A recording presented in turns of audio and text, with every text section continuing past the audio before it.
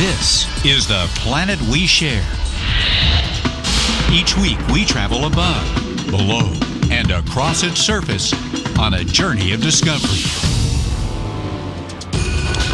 10 years after tragedy strikes on Everest, there she is. A new generation of mountaineers climb into thin air. And this Arctic island is teeming with powerful predators. But even the fiercest has a new foe, invisible and deadly. And under a deep blue Caribbean sea, nature's jewels sparkle. This is National Geographic's Wild Chronicles, taking science and exploration into the new millennium.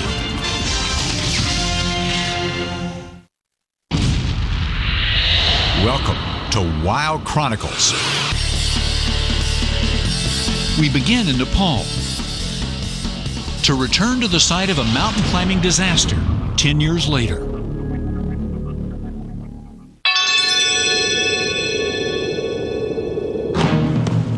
Mount Everest. At more than 8,800 meters, it towers over everything else on Earth, making it the ultimate challenge for mountain climbers. But with extreme challenge comes extreme risk, and Everest is no exception. To date, the mountain has claimed the lives of some 200 climbers, about 1 for every 8 who have reached the top.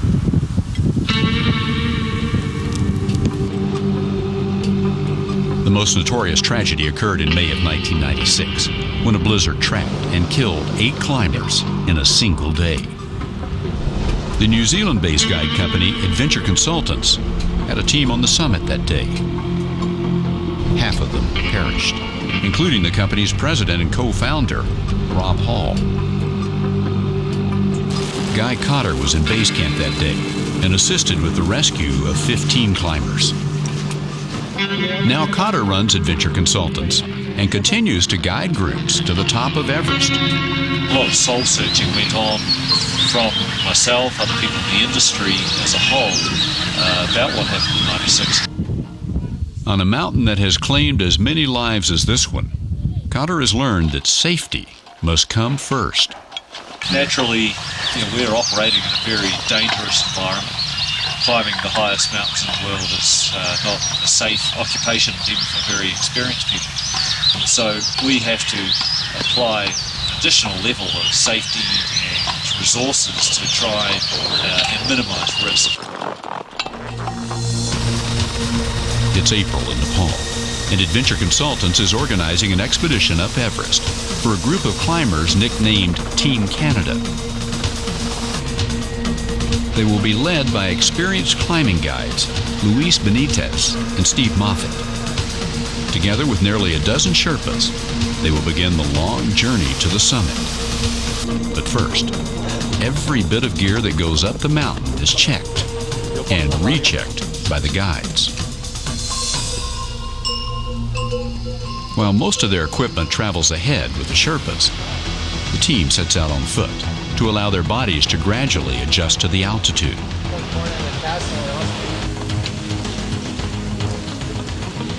There she is, Big E, pointy one right in the back. Yeah, a few days to travel yet. A week later, the team approaches base camp. At more than 5,100 meters above sea level, base camp will be their home for the next month and a half. In 1996, the team was caught off guard by a sudden storm. Today, computers and satellite phones allow the guides to monitor the latest weather conditions and communicate with the outside world.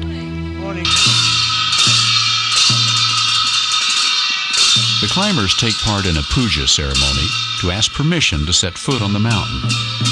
He's saying prayers to ask forgiveness of the gods for us to enter into the mountain environment of Mother Goddess of the Earth. So this process will go on for several hours. We have to go through this before any of us can go onto the mountain.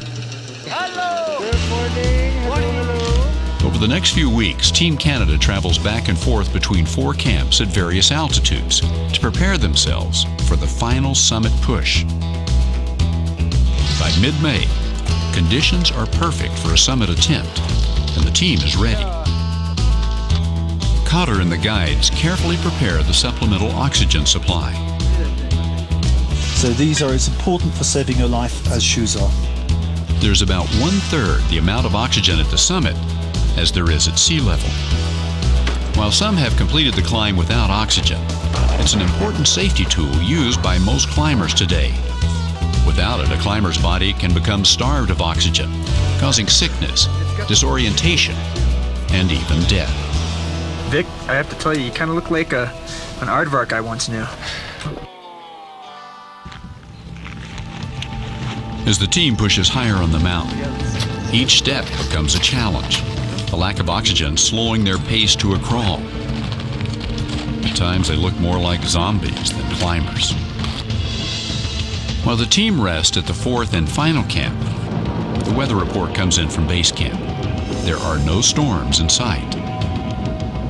In 1996, advance warning of the oncoming storm could have prevented disaster. Team Canada is fortunate to have access to the latest weather information, and the clear forecast means they're headed to the top.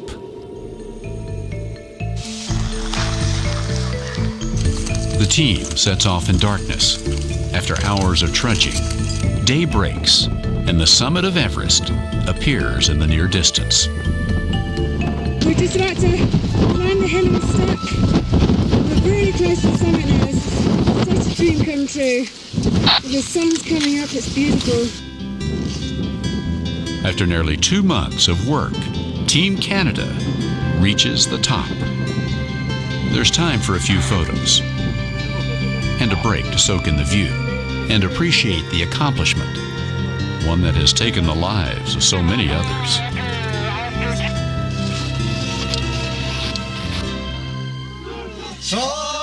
Back at camp, the team is welcomed with a celebration put on by the Sherpas.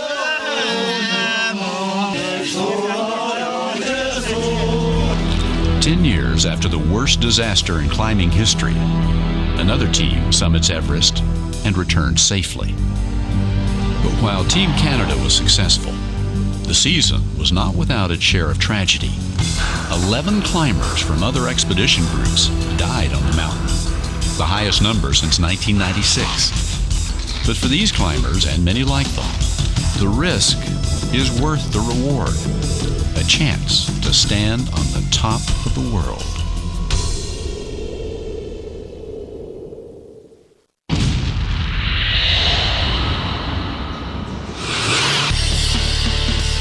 Next stop, the frigid Arctic waters of Svalbard Island, where seals and polar bears face an unseen enemy.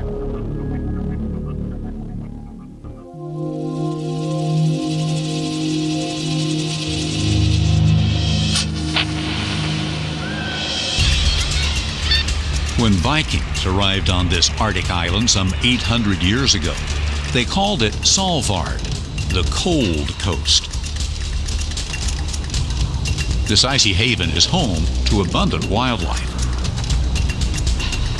But a new and silent threat hangs over this isolated place. Polar bear cubs are dying. Why are the young bears dying? Well, it may be because you are what you eat.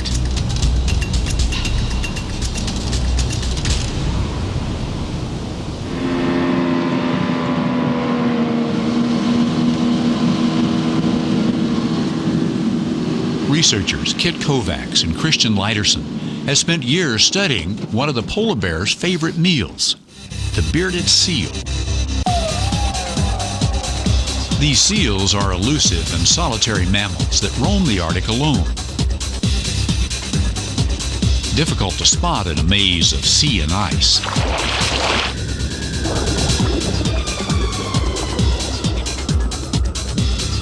But Kit and her team know exactly how to find them. The researchers listen for the seal's haunting call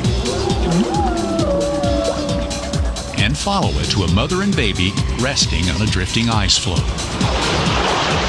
The startled mother takes to the sea, leaving her pup behind. The scientists now face the difficult task of coaxing the 360-kilogram mother back onto the unstable ice. They hold the baby close to the edge, hoping the mother will return.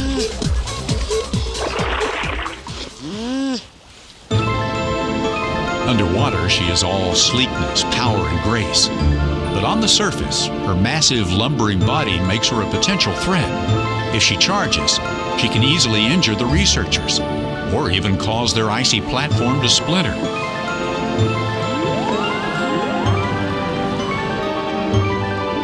She emerges again and again to nuzzle her pup.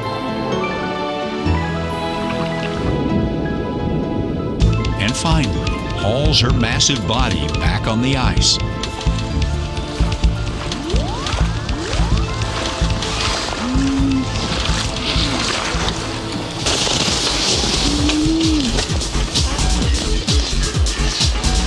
The researchers move fast to capture her before she retreats. Go, Tiger. Quickly, they take samples of her milk, a potential clue to the silent killer. Nearly half the milk is pure fat, which helps her pup pack on about 3.5 kilograms of insulating fat a day. But her milk is sullied with toxic chemicals, pollutants which have been building in her baby's blubber. And the milk may not be the only problem.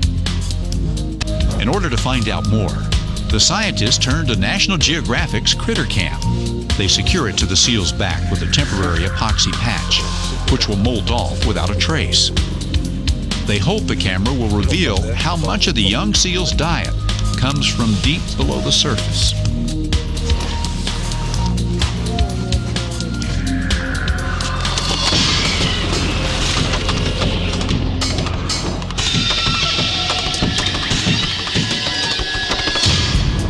This baby is a skilled diver, able to swim almost since birth. But the mother keeps a watchful eye. Nosing and touching, mom and pup explore these icy waters together. This maternal bond is the longest social relationship this pup will ever know, and it only lasts about 3 weeks. After that, the youngster is completely on its own to forage for food and fend for itself. The pup dives to the ocean floor, using its whiskers to investigate the plants and sediment, possibly for hidden prey. But even the seal's prey is laden with the same toxic chemicals that are found in the mother's milk. The scientists believe these crystal Arctic waters are laced with invisible toxins, including colorless chemical compounds called PCBs, harmful to both humans and animals.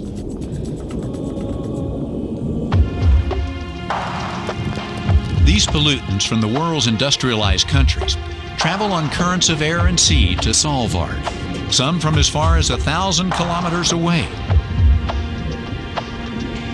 The chemicals pass up the food chain, from brown-green plankton to krill to Arctic cod,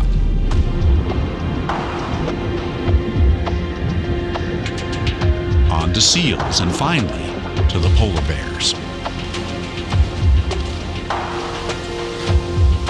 Over time, the toxins become increasingly concentrated in the rich fatty tissues of these top predators. Tests by the Polar Bear Institute reveal that Svalbard bears have some of the highest levels of PCBs ever found. Since the 1970s, many countries have restricted the use of PCBs. But these resilient chemicals linger in the environment.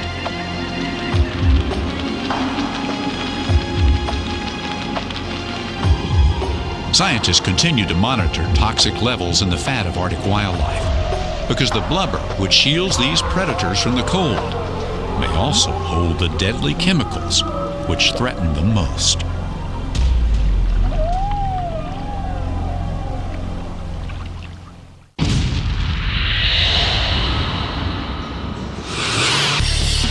Next stop, Madagascar, where a National Geographic expedition led by biologist Dr. Ken Glanding sets off in an attempt to find a rare species of lemur. 165 million years ago, Madagascar broke away from Africa and began drifting east. Life here formed in isolation, a sort of parallel universe. But this unique world is disappearing. Madagascar was once largely covered with forest. Now, only pockets remain. The trees have been cleared for timber and to create farmland. Lemurs, ranging in size from mouse to man, ruled here for millions of years. These cousins of monkeys and apes are totally unique to the island. But hunting and deforestation have already wiped out a third of known lemur species, and all of those that remain are in danger. Zoologists like Phil Chapman worry about their survival. We were struck straight away in visiting Madagascar by how beautiful its wildlife is, and also how vulnerable it is, how trusting it is. It seems that many of the animals are far more prepared to let themselves be approached by people. They seem far less shy and wary and defensive, and far less well protected. Concerned about the fate of these gentle beasts, a National Geographic team headed to the island. Their mission, to find a companion for a rare lemur in captivity and to study the effects of deforestation on the animals in the wild. But the team stumbled upon something unexpected and extraordinary. A type of lemur never seen before that comes in a surprising variety of colors, from solid black to light brown. Nicknamed Sadube, these wild-eyed lemurs resemble other known species, but they're smaller, multicolored, and behave differently. The researchers caught, studied, and released dozens of the animals. They took blood and fur samples and recorded data. This is a sub-adult female who was not previously captured, but we've been following her since last December.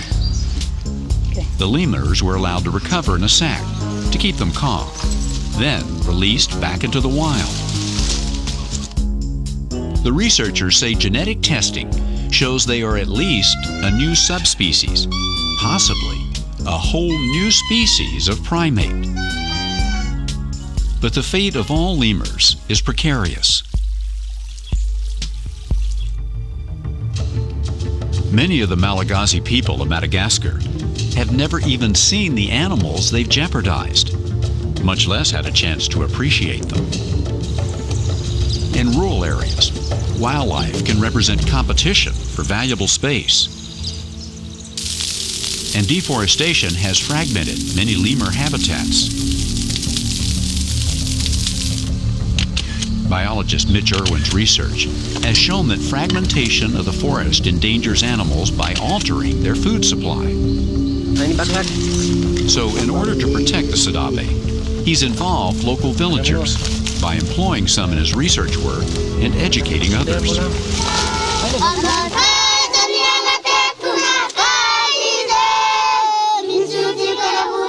When humans have a stake in protecting an animal, its chances of survival improve.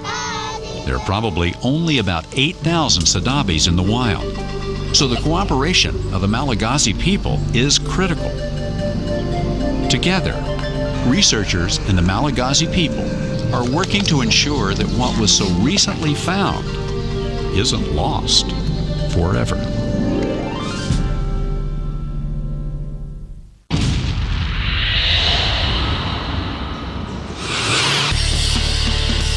Our final stop, the Caribbean, and a congested city of undersea life.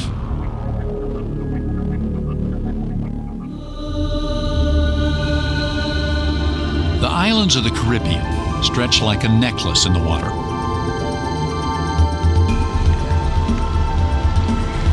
But the real jewels lie beneath the surface. Here are creatures rare and fantastic.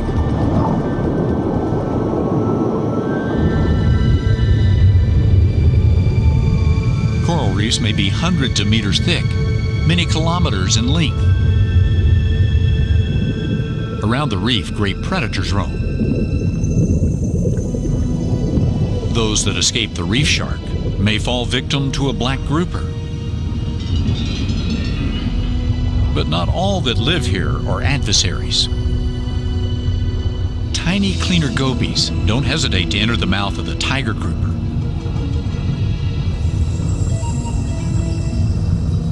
They feed on parasites and groom the grouper in turn. The cleaners here have many clients. Pedersen shrimp are given license to crawl through delicate gills in search of irritants.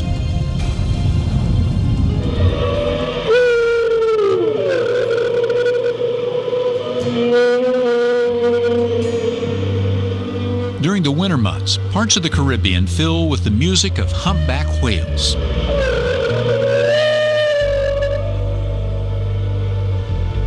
In the spring, they will return to places as far away as Greenland, one of the greatest migrations of the ocean.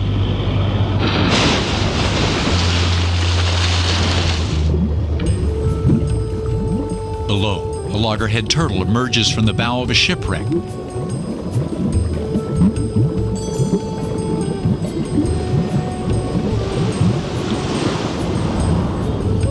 Continuing a slow but unrelenting search for food.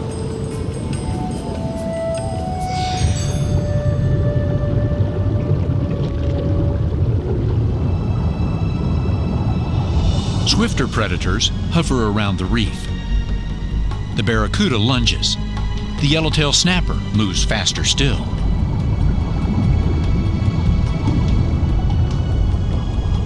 One of the most intelligent creatures of the reef lacks a spine. The Caribbean reef squid is alive with color. The flashing patterns signal danger and courtship. These are the precious jewels of the Caribbean, inhabitants not of this world, but of another, hidden just beneath the waves.